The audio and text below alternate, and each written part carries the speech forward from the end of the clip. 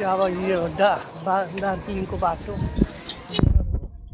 यो पुलबाट रहेछ है यो नयाँ पुल यत्रो नयाँ पुल यो पुरानो पुरानो दार्जिलिङको पुलमा छ है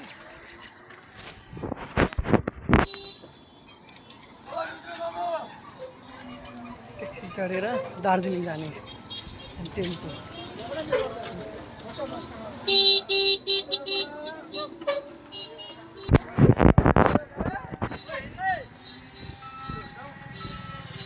दार्जिलिङ जाँदै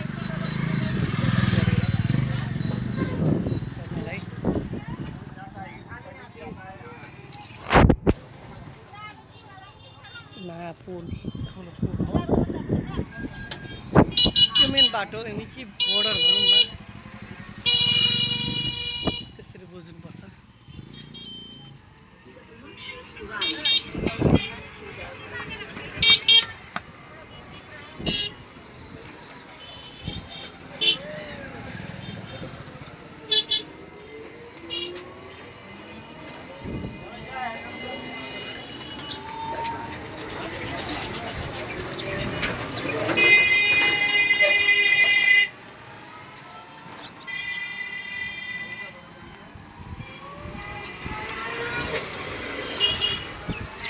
सीमा समाप्त भयो भनेर यहाँ एउटा बोर्ड राखेको छ